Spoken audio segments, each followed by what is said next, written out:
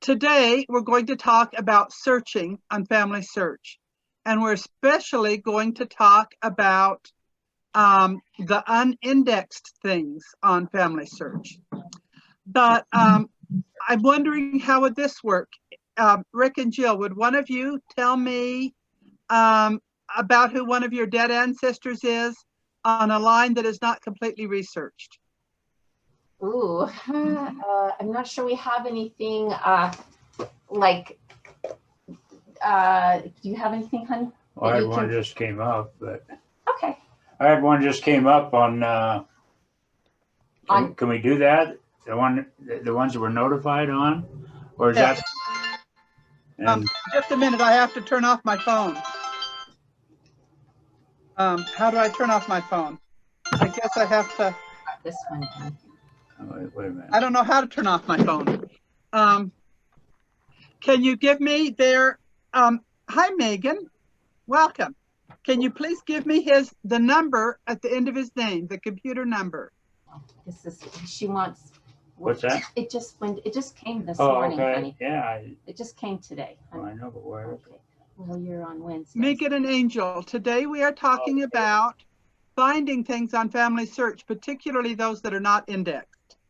Here it is. Okay. Yeah, this came from,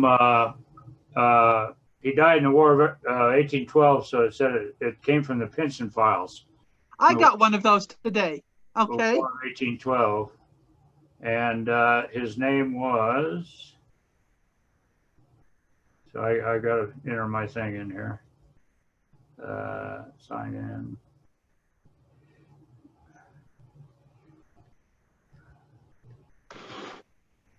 Have it here in a minute.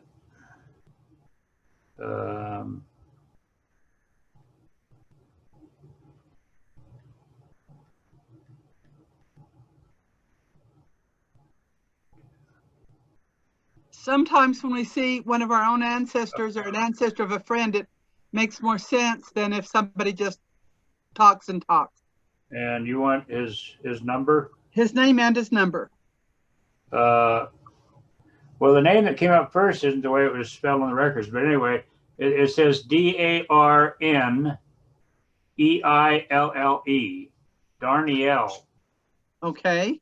And the number is LH16-V is in Victor, Romeo Sierra, VRS. Okay. So I'm going to go already to my screen, and I'd rather look at your faces. I'm going to see if I can figure out how to see your faces and still see my screen. There I go. I see your faces and I see my screen. Now, when we first open up Family Search, underneath the word Family Search, well, across from Family Search, there are a bunch of things that are in Family Search. Mostly we worry about family tree and search. Actually, it's good if we memories is part of tree.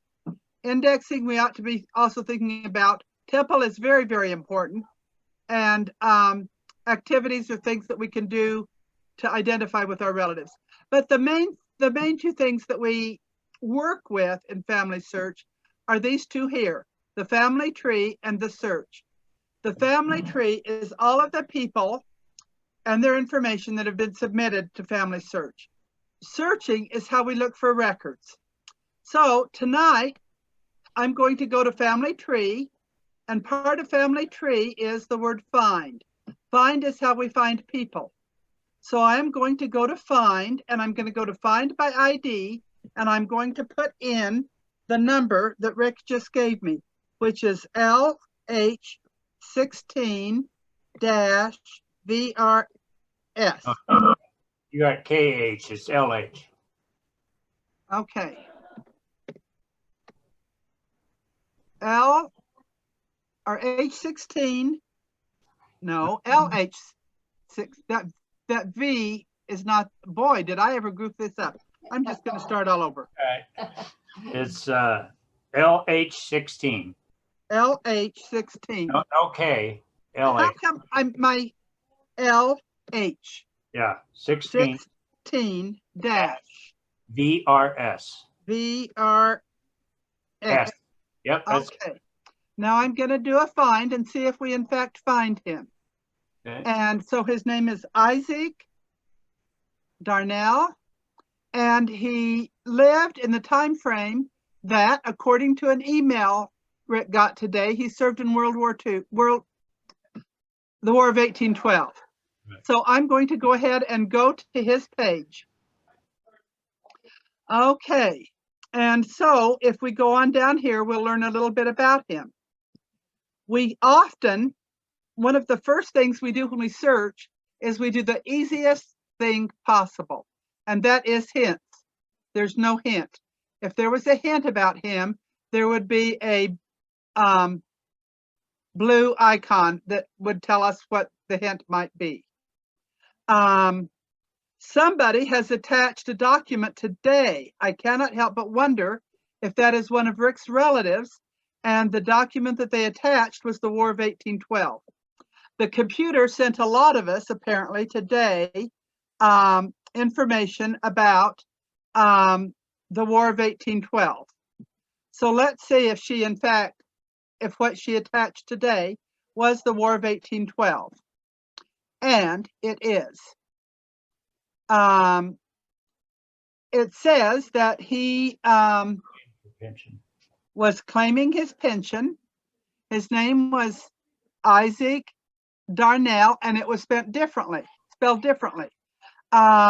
People and through generations, and sometimes through them at their own time, spell their names some differently. His wife's name was Catherine. It doesn't give a maiden name, so we can guess that her maiden name was also Darnell. And he was a drummer boy.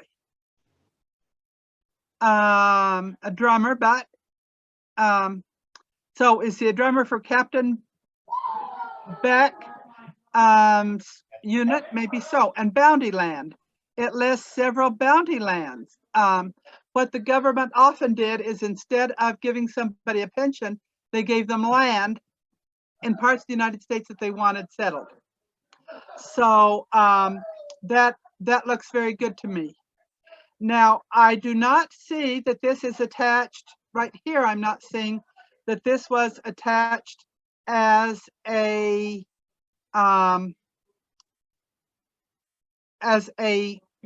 source.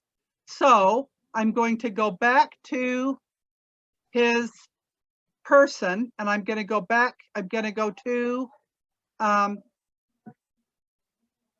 his regular page, and I'm going to look and see if this is listed as a source. No, it is not listed as a source. So we want to list it as a source. So we are going to need to do that.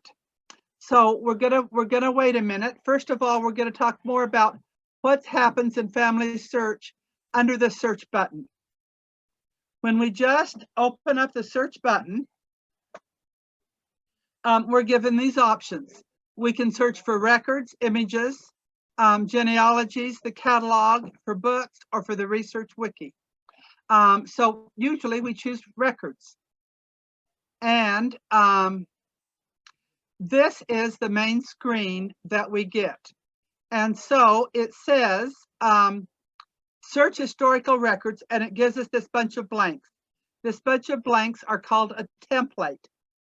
And so when we fill them out, then we push search. And sometimes if we don't put in anything but fill in some of the blanks, we find our records. But we're going to find out how to do more targeted records tonight. So one of the first things that we want to know is that we don't fill in every blank with every detail that we know, because if the computer doesn't know the same details, it's not going to find the same person.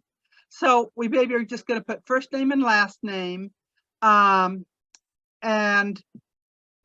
just much less information. Was Isaac his first name? Yes.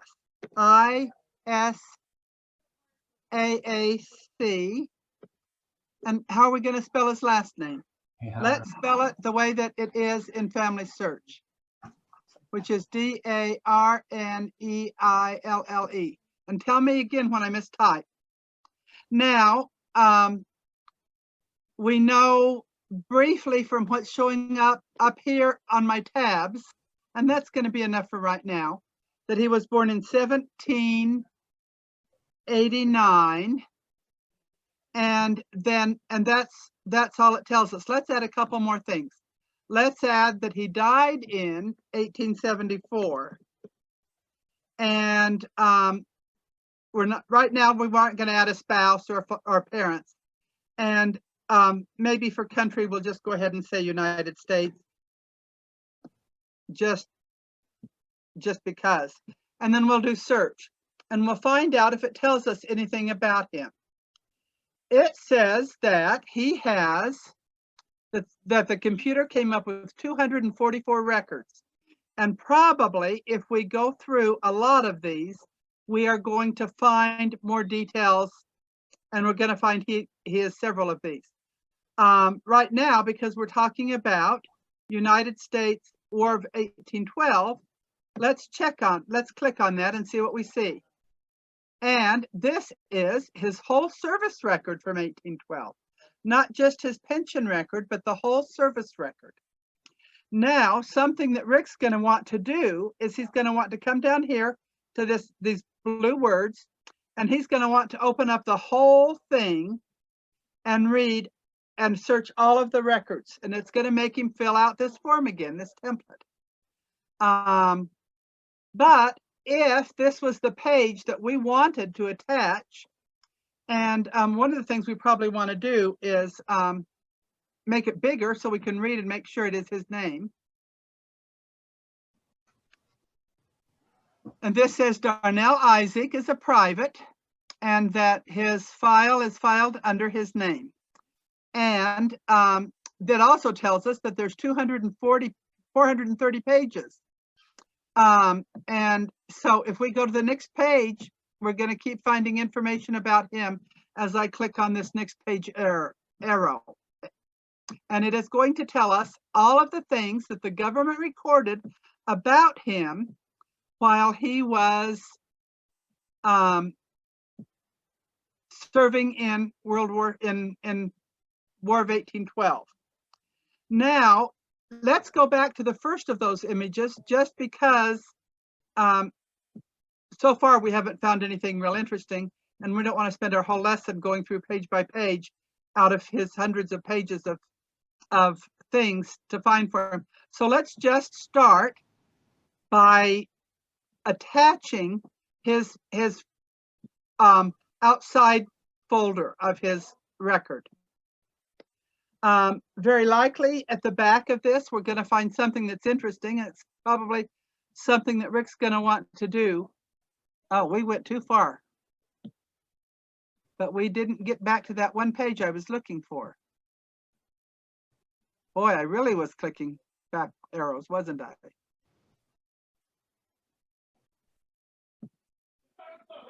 Well, okay, there we go. There we go.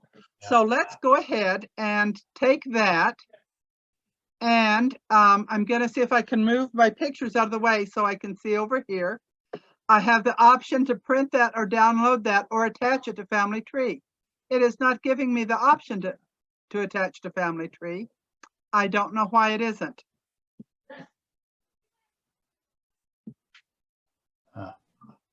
Here it is, review and attach record. Okay, so we're going to do review and attach record.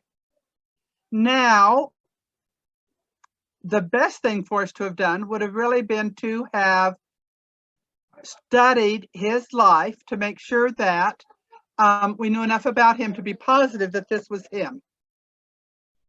And so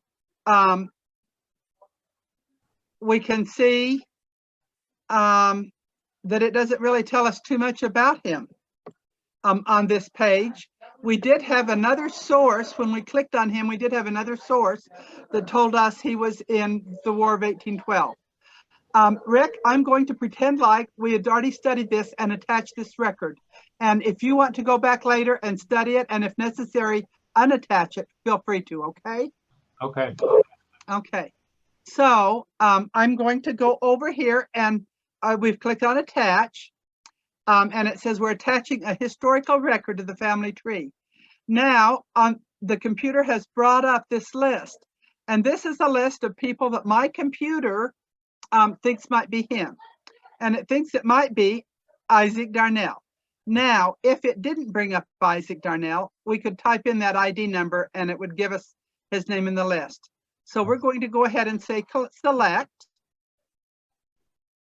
And now it is going to give us the same option that we always have when we attach a hint or a record. And so let's put add to his military service. He served in the military from 1812 to 1815 in the United States. We have a standardized event date and we have a standardized place. And so now, why would we want to attach it? Did that say, did the first record we look at say that his wife, that the widow's name was Catherine? I think it was, yeah. And here it says that Isaac's wife's name was Catherine. So that matches. So I'm going to type in kind of a standard thing. I'm going to say that the name, dates,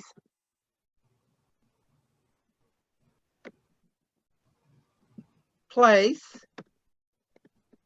and relationship, and wife's name match. And then I'm going to say attach. Okay. And now that is going to show up, if we go back to Isaac's record, that is going to show up when we click the refresh button as a source for him. War of 1812 index to service records. Now everybody is going to wonder why Nancy Hugo is adding stuff to their family. So maybe I should have had Rick do that. But now we have that listed. It would have been nice. Well, we don't know at this point until we read through the records that we can see that his widow was Catherine. So that would be something that Rick might want to do. So we have done the two easiest things to do, and that is to follow hints and well, we followed hints. Part of them were emailed to Rick and part were sent as a green thing. We have done the blanket search. We did the blanket search through records for this man. Now, sometimes we want to do something more specific.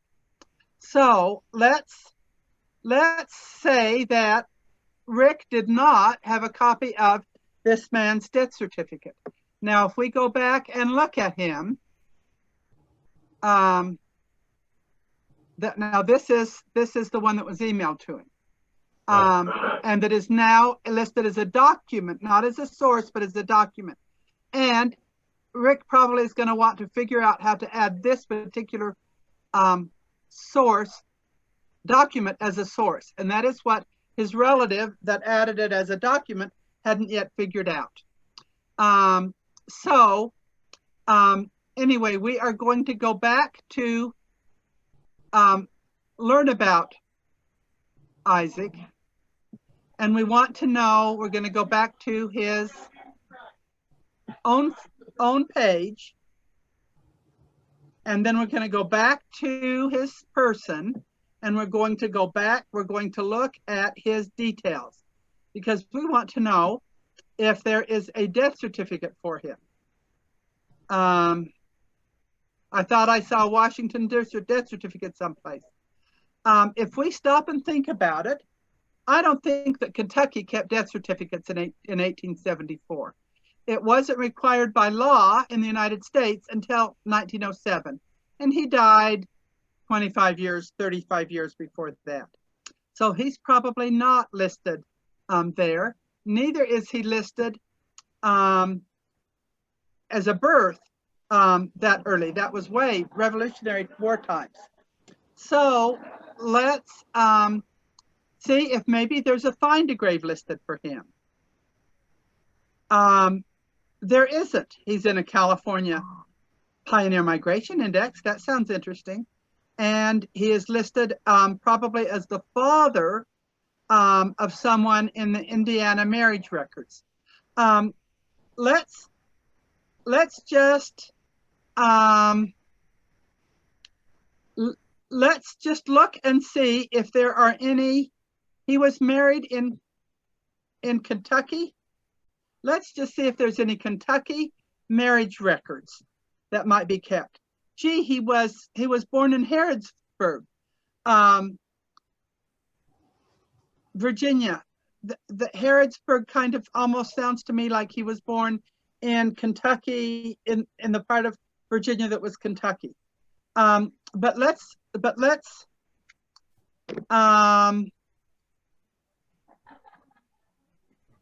look and see about what his marriage record says. So we're going to go on down to where his family is listed, and we're going to see, yes, he was married in Harrodsburg, Mercer County, Virginia.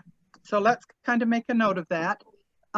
He was married. Gee, do you think he was married right about the time he left for the war? Yeah. And he was, now, does Harrodsburg mean anything to you, historically wise? No. One of Daniel Boone's friends who crossed the Cumberland Gap with him founded a fort in Harrodsburg. So probably the Darnell families went with or shortly after Daniel Boone into Kentucky. One thing that does sound interesting that catches my eye is that eventually the family was moved to Mercer County, Pennsylvania, and I see this Harrodsburg is in Mercer County, Kentucky. I don't know if historically there's any connection. You probably are going to want to read the county histories and see if there's a connection. Maybe the naming of the counties had something to do with somebody that, anyway. It could be, definitely could be some kind of a connection. Flicks, or anyway. Okay, so now let's go back to the top of the page. And on our search button, we're going to go to records. And we're going to search by location. We are going to come down here where it says find a collection. We are going to look for Kentucky marriage records. Kentucky. They have some Kentucky birth and christening starting as early as 1839. That's interesting. They have more military records. They have death records. They have burial records. They have Kentucky marriage records starting in 1785. So let's click on that and see what we see. And it says that there is a named index and that microfilms are available at the Family History Center. So because there's a name index, then at least enough of the records have been indexed to have a name. So let's put in Isaac's name. Is it 2 S's? No, one S. Is it 1 S? 1 S and 2 A's. Oh. There you go. Okay, there we go. And we've got lots of different ways to spell it. Yeah. Thank goodness the computer usually has had those names. The programmers have fixed it so that we can usually find more than one name as long as we don't click match all terms exactly. Okay, and his birthplace? It's D-A-N-D-I-E-D-E-I-L-L-E. D-A-R. No, the R is not in there. Take that out. And then D, I think E-I-L-L-E. An E before the I. Is that how it was? I don't know. Well, I make more and more typing errors the older I get, and no second D either. Okay, tell me, let's start at the beginning. DA. DAN. EIELLE. I don't know. I think Okay, so. for a minute, we're going to leave it at that. Yeah. Okay, and his birthplace, we want to look for marriage. So we're going to put marriage place, and we're going to say Mercer County. Since marriage records are kept on the county level, we'll go ahead and say that. Mercer, Kentucky. Yeah. Okay, and the marriage year was 1812. And we are going to search by type. And so we're going to click on that and come on down to marriage. And we are going to do search. Now, it says that no records were shown. I was hoping that it would. So I'm going to add, I think I'm just going to change it to his wife. No, I'm gonna open up a new tab to look for his wife. Family tree. You remember? Tree. You remember his wife's name? Recent. Catherine, like VALL Bellingham or something like that. Oh, here it is. Okay, so his wife's name is. Here it is. Catherine Vallandingham or whatever. ANDINGHAM. Okay. So now, if I had practiced with all of these people in advance, we'd know what it was going to show. And we don't.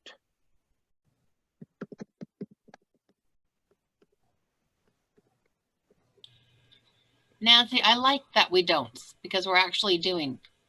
Well, good. That's kind of the hope, is that it's successful because it shows us what we can do.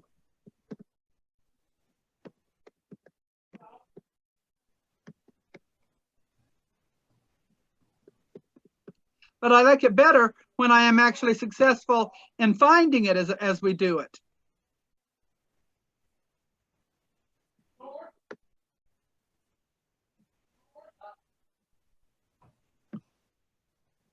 Marriage. Search. Okay, there's no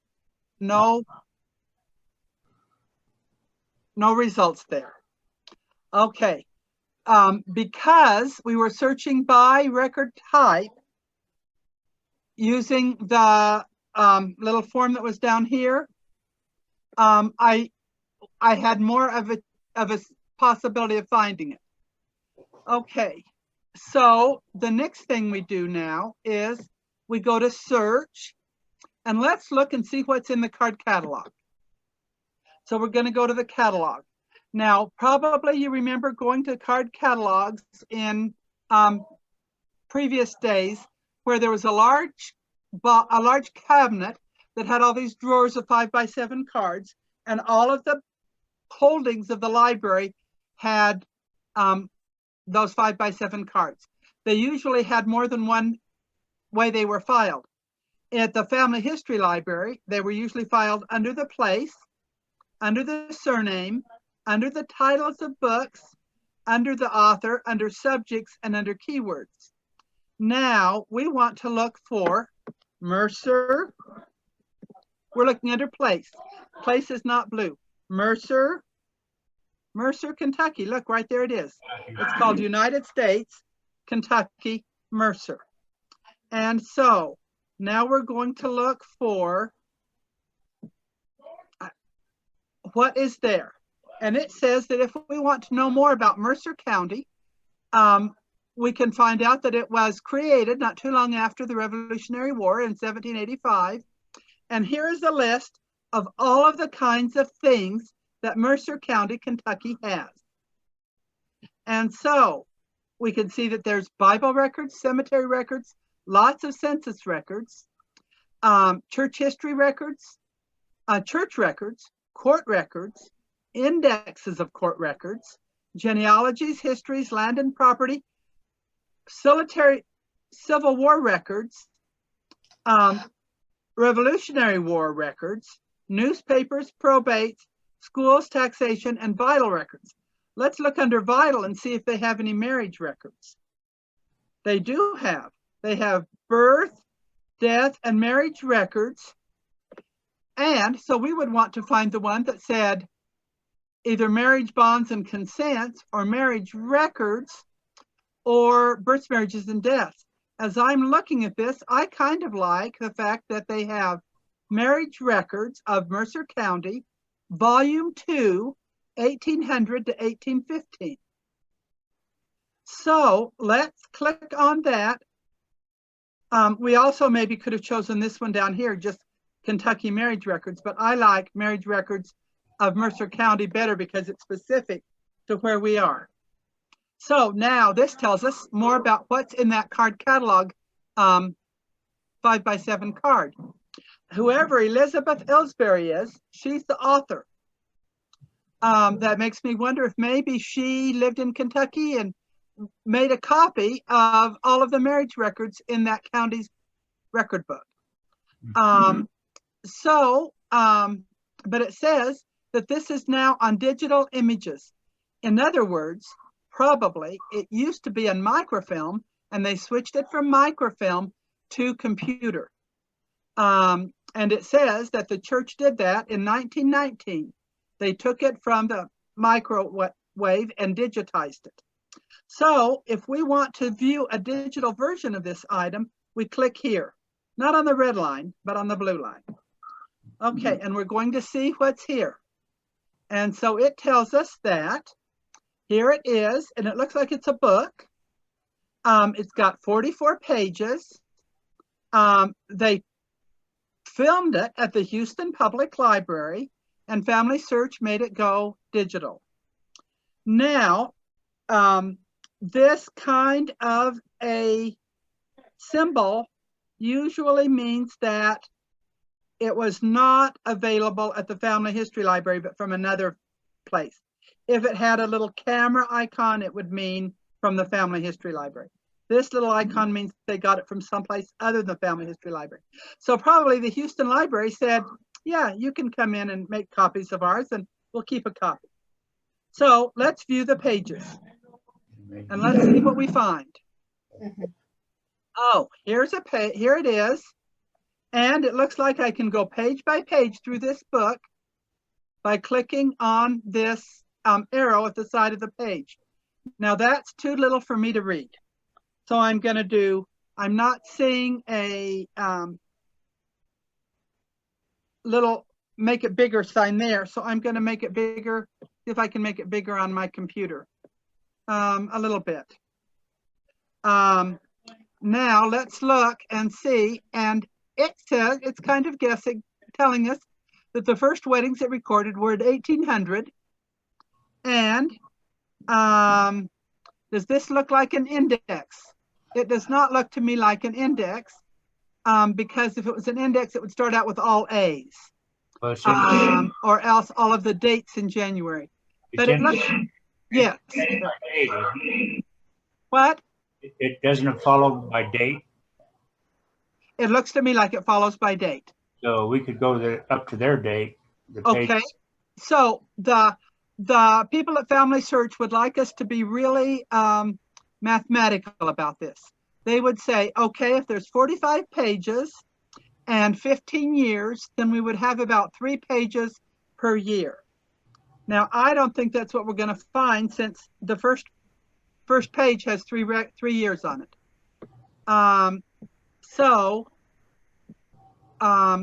many of them, it gives us the option of choosing what page. And this particular digital set of images is not letting us choose which page we want to look at next. So we're just going to have to go every page. And we should stop every couple of pages and see what year they're on. So we're just going to keep going till we get a little bit farther than 1807. 1814, we went too far. We want to go to the beginning of 1812. Okay. This, yeah. Now, I don't know if you can see if you're on your computers, it's clear enough that you can go through, we think April of 1812, but can you go through March? Oops, here's some they forgot to write in September. Probably the minister that did those marriages didn't get around to taking him to the courthouse till 1812. Interesting. Now, as we go through these, we want to look for the name as well as the date. And I don't see them on that page, do you? Mm-mm. So let's come back to the top of the page on this page, okay. And you see they're all mixed up together. And again, that's probably because the minister that married them didn't get to the courthouse the right day. You know, he probably put a piece of paper in his coat, and when he got around to going to the courthouse, he pulled them all out. Right, Sarah.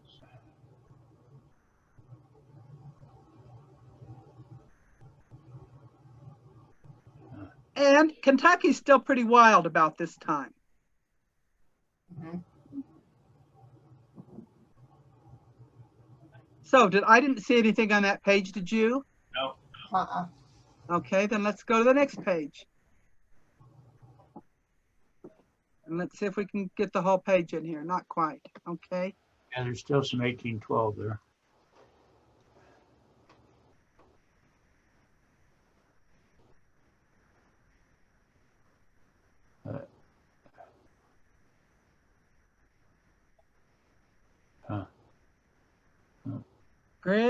Pretty much through with 1812, aren't we? Yeah. Mhm. Okay, now why do you think that they would not be listed in Mercer County marriage records? Huh. Do you think maybe they went to a different county, even though it said that they were married in Mercer County? Do you think that maybe the minister never recorded it? I was hoping to find it. Okay, now let's go back to the families. Are you ready to turn off that book, to close that book? Yeah. Yeah. Okay, then let's go back to one of the other Mercer County marriage records.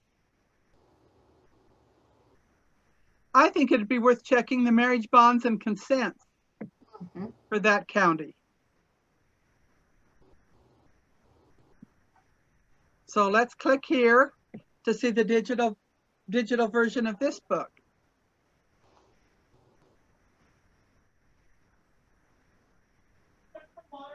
And I'm gonna do my control minus sign to get it back down a little bit. 200 pages. Okay, let's view all 200 pages. Again, this one is from the institution that owns the hard copy is Houston Public Library. And it was done in Harrodsburg, Kentucky in 1973 that they printed this book, although it looks to me like a typed copy.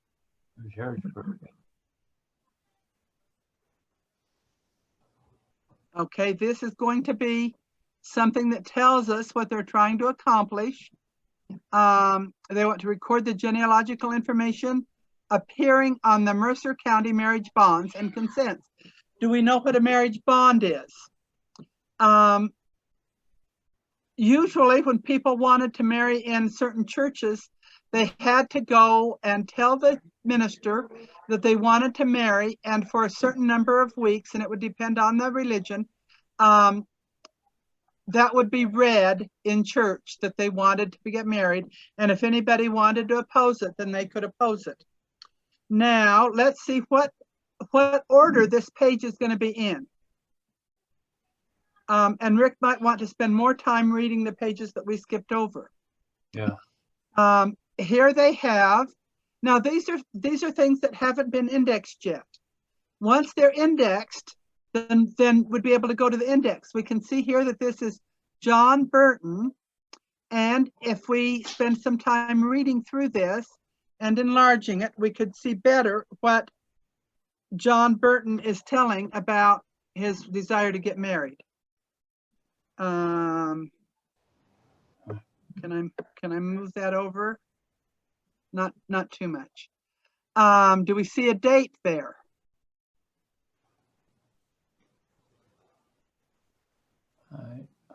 Does anybody see a date? Yeah. No, 50 pounds. Let's see. Robert and Ellen are doing something. I would have to spend a few minutes reading this handwriting. Would you have to spend a few minutes reading this handwriting? Yeah, it says dated this 4th day of something 1821. Well, 1821 is too late, isn't it? Yeah. Didn't the original thing that we saw say that it started this early? 1812, yeah. So does that mean that they're out of order? I wouldn't expect them to be that out of order. Yeah. 1820. Okay, here is the front page. Index of brides' names and index of other names. All right. Well, I think it's worth checking on the index. Do you think it's worth checking on the index? The bride's name's probably 160, yeah. Okay, so how do we find page 160?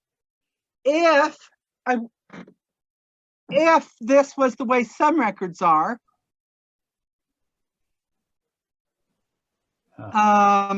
it would have lots of little tiny thumbnails so it would be showing each page in miniature. And so you could kind of look through, and sometimes I would like to have showed you an example of what those thumbnails look like. Realize that they're often that way.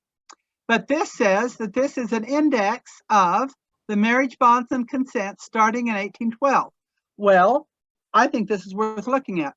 And A is not too far from a D. So let's just do several pages and see if we can get to a D.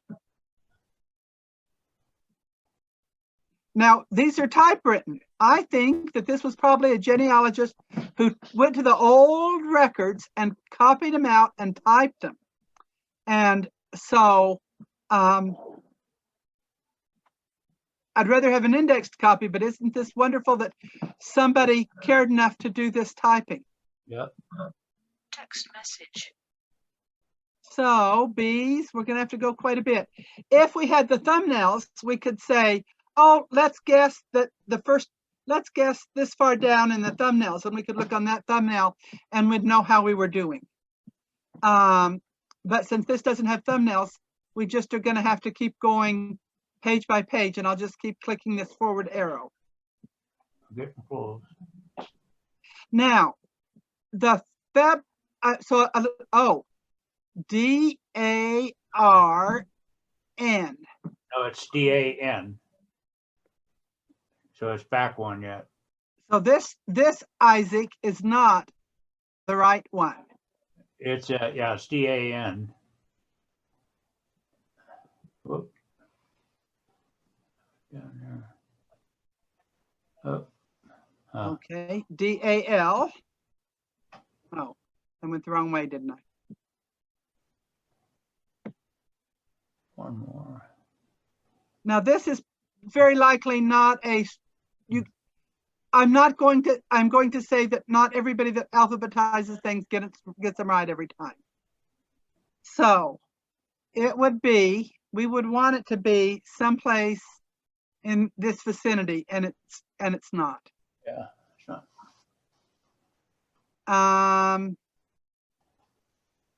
But all of the years are mixed together. So let's keep reading the page just to make sure. And then we'll read the next page just to make sure.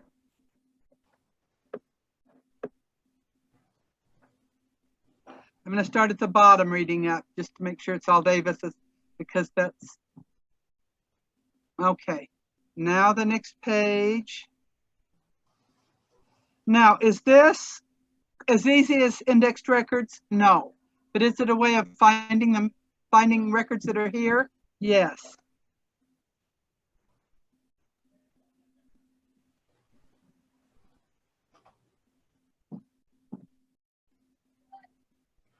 So, Well, is there a possibility that it is not typed up as a DA? That when she typed it, she thought an A was an E. DAN. Yes. Is it possible that the old handwriting and the lady that typed this up, Text that she message. missed something? It is possible. Oh, I see. Like DEN or something. And Rick, you might want to go through these later and look for other spellings just to make sure that it's not misspelled. Okay. Now let's look under the V's, and the V's are going to be very much near the back. So while I'm clicking through the V's, I'm going to tell you this other thing. The church has billions of pages of records, and they are endeavoring to index them. At the rate that family records are being indexed today, in 10 years, they will have everything that they could index. Wow. So they're 10 years behind. However, they are filming records so fast that in 10 years, they're going to be 11 years behind if we don't increase our records of indexing. So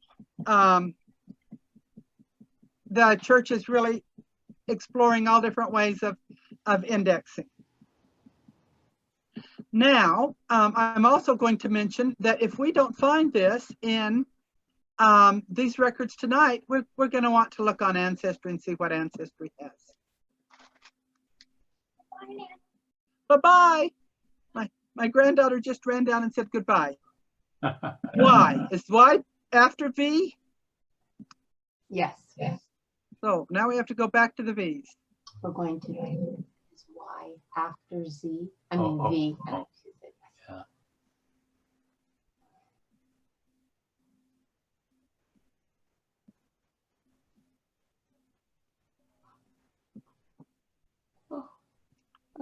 Let's start at the beginning of the V's.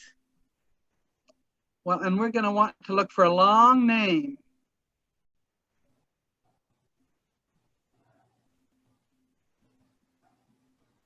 Not very many U's. We are looking for the name Val and Ingham. Not that page.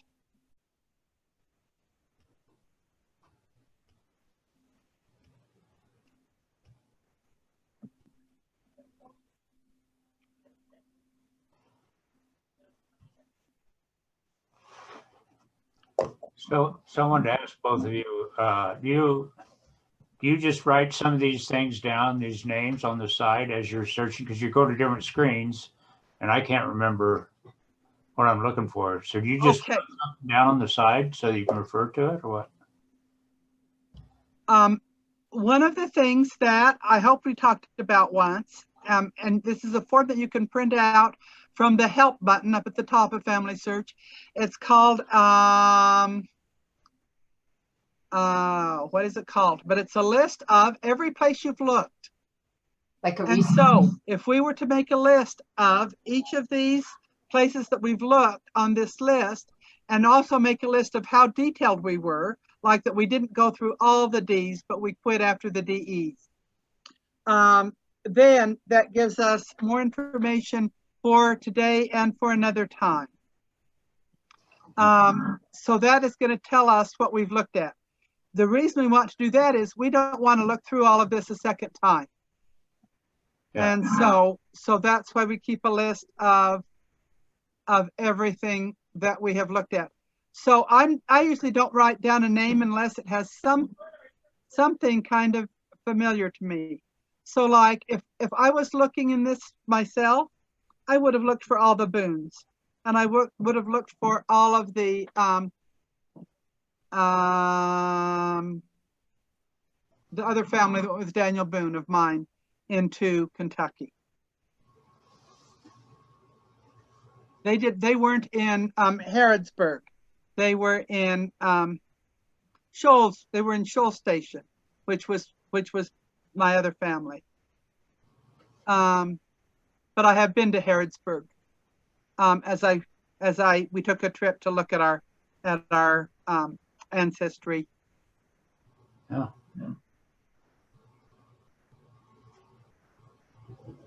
Did I turn the page?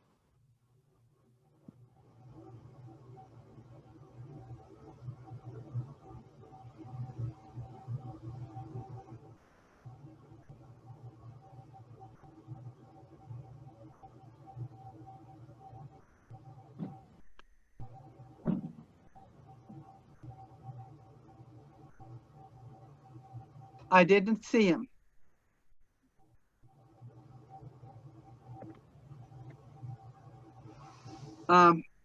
I have Wade family that had children in Kentucky in 1800 to 1820. You know, I can't help but notice those names. So we have not been successful in finding them in this record. So let's go back to the family search catalog. I want to talk. I'm sorry that we didn't, Rick. It would have been much more fun if we would have found something. Oh, that's great. No, it was, Jill and I loved seeing all that, you know, so it's fine. Good. I want to talk a little bit more about the other parts of the card catalog, or of the other things that you find when you search. Genealogies. One of the main things that's in genealogies is ages ago, and I wish I had the exact date. It was prior to 1966 when the church asked all family members to fill out copies of family group sheets and pedigree charts for their first 3 generations, and submit it to the church. Later, they added the request that we do all the first 4 generations. Then later, they added the request that we do it in a form that they called the pedigree resource file. These are the genealogies that are talked to about under search genealogies. I definitely think it's possible that some of us have LDS ancestors who submitted these records who knew more then than what we know now from personal knowledge. They probably remembered Aunt Helen and so on, and were able to fill them out. I have never said, oh, I want to look for somebody in those records, but I can see definitely that it would be something people would want to do. If we were to look into the catalog, we would find that one of the things we can do is look for authors. One way to find books would be to look under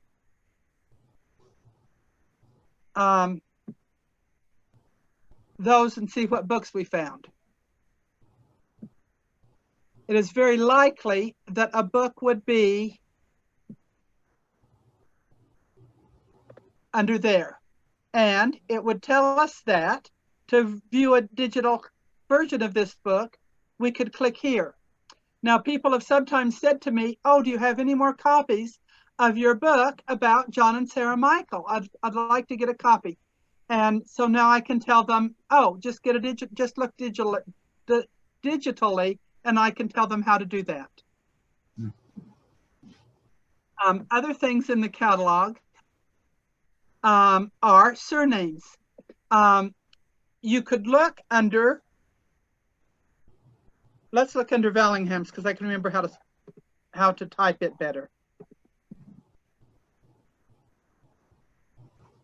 And I have been surprised sometimes when I have done a search for a surname, how many things that I have found that were helpful. Here are the Vallandigham family from Fairfax, Virginia. Well, it makes sense to me that if somebody would move to Kentucky from Virginia. So I think, Rick, that book would be a good thing for you to look at. And it does not have a note that says click here for a digital copy, but it does say that look in the WorldCat catalog and see if you could find a copy. And it also says that this is something that the Family History Center Library has not filmed yet, that it's a paper copy at the Family History Library. And so you could go to the Family History Library and look for this call number, and you would be able to find that book. And like I have mentioned, I have been surprised a couple of times when I found very valuable information by looking for books that somebody had written on that particular surname. We could probably also do some keyword search for Harrodsburg, Kentucky. And maybe somebody has written a book in which they put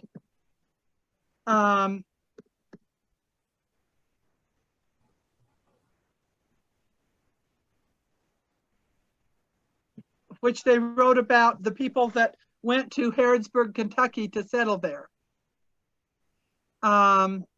This looks pretty much like the other history that we saw, except that it left out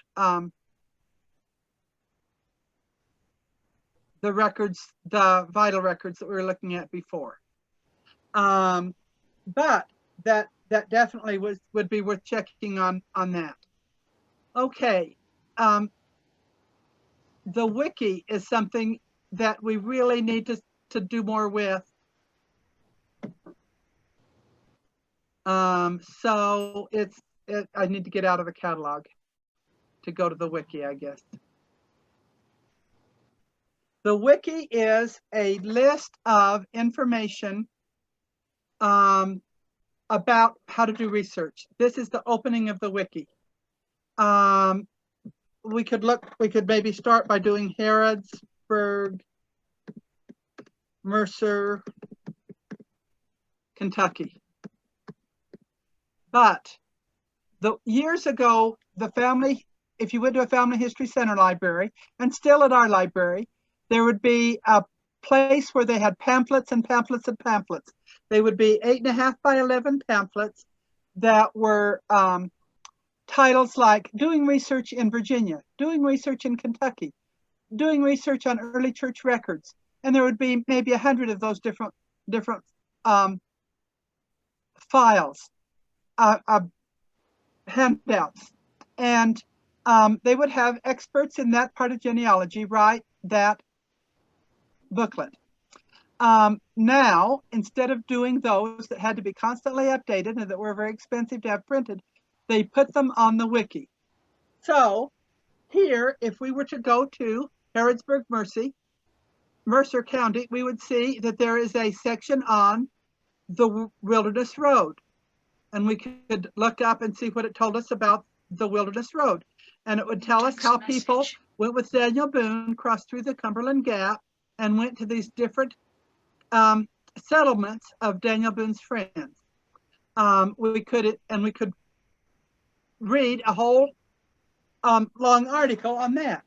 Or we could read about the Natchez Trace, which was probably the cattle trail, the deer trail, the wild game trail that they followed, that Daniel Boone followed from North Carolina, Virginia, and into Kentucky. If we were to just search Kentucky instead of Harrodsburg, instead of getting those, we would get this set of articles.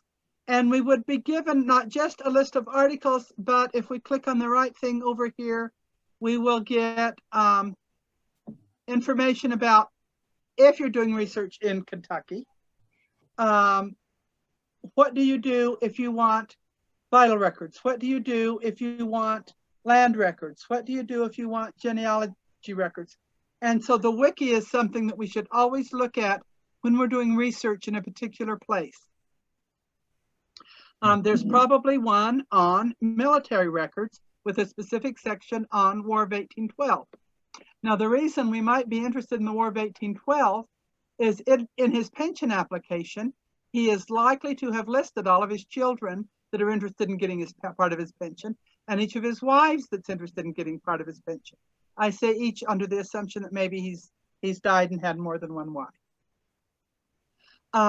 So back to some of the other gems that we are going to find as we search records that are not indexed yet.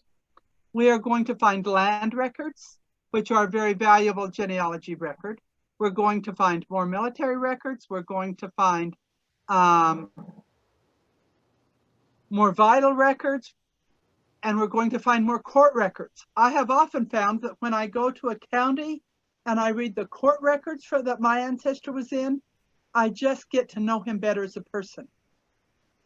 Today, as I was kind of getting ready for this lesson, I was looking in the court records for my Wade family in Illinois, and here is William H. Wade showing up in the probate records, and I thought, oh, good, maybe this is the grandfather, the man that first came to the county, but it wasn't. It was the grandson.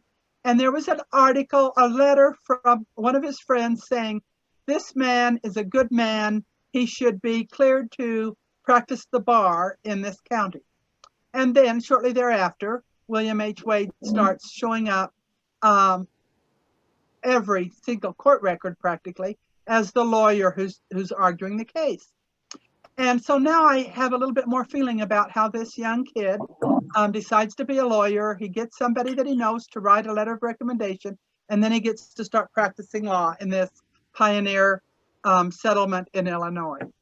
And so I've really liked court records and what I found. Once in land records, I learned something interesting. Text message. One of my ancestors' names was Little Barry Weaver. And everybody always thought that was such an interesting name since he weighed 300 pounds. When I looked in the court records, I found dozens of people named Little Barry. So Little Barry was, for some reason, a name very much liked in that community because lots of people used it. So the fact that Little Barry weighed 300 pounds suddenly wasn't quite so interesting. But the fact that that was a common name was. Okay, so we should all look for, when we've got a place that we are trying to find, and this is one of the things that was listed in Diane's list last week, but not talked about much, is land records. So how do we find land records when they're not indexed? We follow this process of looking in the Find a Collection, and if we don't find them in the Find a Collection, then we look for them in the card catalog for under land records and find them, or court records or probate records. Often, mostly, when people died, they told who, in their will, they told who their kids were, because they either wanted their kids to have part of their stuff, or else they didn't want their kids to have part of their stuff. And so, and their spouse. And so wills are invaluable. Okay. Any comments? Is there anything I covered too much? Not enough, especially?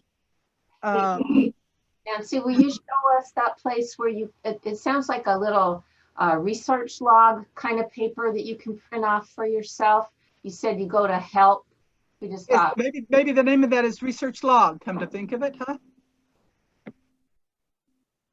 Okay, here's the help button. That's a question mark. Okay.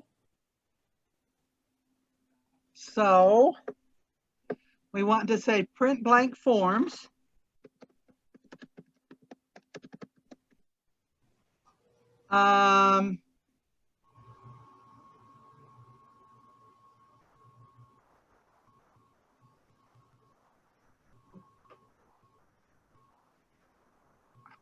Downloadable forms for Family History Center patrons. Family group records, pedigree charts, research logs. And it looks like they have two kinds. One is called research log and one is called research log and next step. And so often when you are looking at something, you say, okay, I don't have time today to look up the court records, but I want to do that. So if it has a research log with the next steps, it's going to give you a place to write that down. There is a computerized way of keeping these forms, and I don't know what it is. But they are available that you can pull them up on your computer for people who go paperless. Yeah. I'm not there. I have to have some hard copy things to look at. Mm-hmm. Also, I use these, and I don't see if it's here. We might have to look a little bit deeper to find it. But I like to, when I do research in a census record previous to 1850, I like to print out the forms for those early censuses because they have so many columns and they don't have very much titles at the top of the columns. But one column says number of children under 5 years old, and the next column will be number of male children between 5 and 10. And it's real hard to keep track, and you kind of need to look at your family and say, okay, is this my family or not? Did they have this many boys? Do I think they had this many boys that were under 5 in 1830? And so that's the time I also print out blank forms and use them. Angel, and we had Megan, if you're still here. Any further questions, comments, Angel? I liked actually looking at one of our ancestors, even though we didn't find anything, just to see the different areas we could go and search. Okay. So it made it more real because we were looking for someone's ancestor. Okay, let's try to do more of that. All right. Okay, now, because I moved downstairs to my other room, I didn't bring my calendar with me that tells what next week's lesson is. What's next week's lesson?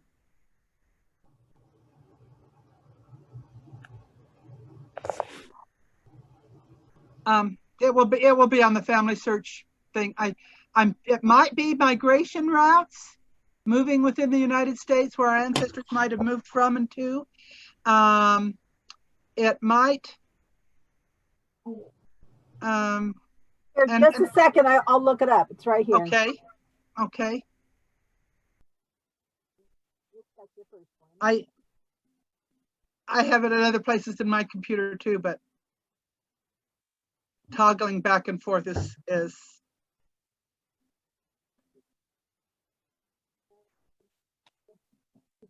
I also have trouble figuring out how to do things like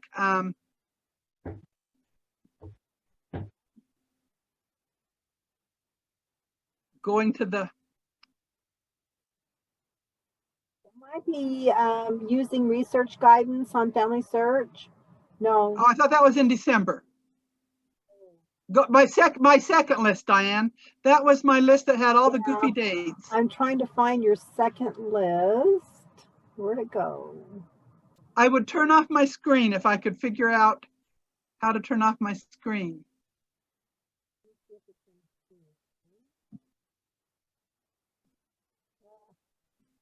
I have a hard time finding things in Gmail.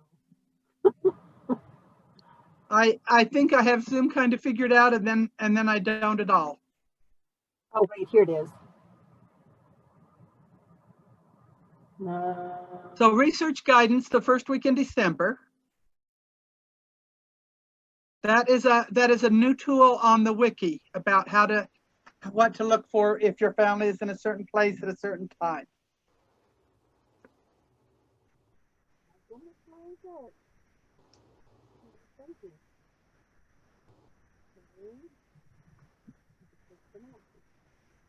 Oh, maybe I put it under the folder for Family History Center. Maybe that's where I put it.